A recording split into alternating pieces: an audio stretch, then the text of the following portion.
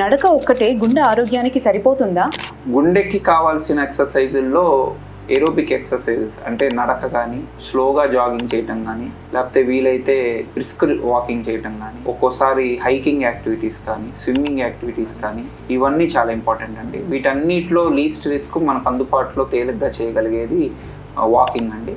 Walking అనేది మనకి తోచినంత స్పీడ్లో, మనకు అలవాటు పడిన స్పీడ్లో, మనం చేయగలిగే స్పీడ్లో చేసుకుంటే మంచిదండి. యూజువల్లీ మేము బ్రిస్క్ వాకింగ్ అంటే మోడరేట్ ఇంటెన్సిటీగా వాక్ చేయాలని సూచిస్తూ ఉంటాం. అంటే జస్ట్ మామూలుగా రొటీన్గా ఏదో రెస్ట్లో స్లోగా నడవటంలా కాకుండా కొంచెం అలసటగా వచ్చేటట్టు, కొంచెం స్లైట్గా స్వెట్టింగ్ వచ్చేటట్టు నడిస్తే మనకి గుండెకి చాలా ఆరోగ్యకరం. అలానే మన స్లోగా ఎక్సర్సైజ్ కెపాసిటీ కూడా పెరిగే అవకాశం ఉంటుంది. గుండె సమస్యలు కేవలం వారసత్వంగా మాత్రమే వస్తాయా? గుండె సమస్యలు కేవలం వారసత్వంగా రావండి. వారసత్వంగా రావటం కూడా చాలా 50% ఛాన్స్ ఉంటుంది. వారసత్వంగా గుండె జబ్బు ఉన్న వాళ్ళు జాగ్రత్తగా ఉండి తగు ప్రివెంటివ్ మెజర్స్ అంటే ఇట్లా ఎక్సర్సైజ్, డైట్, సరైన లైఫ్ స్టైలు, అలాగే కొన్ని మందులు కూడా వాడుకుంటే మంచిది.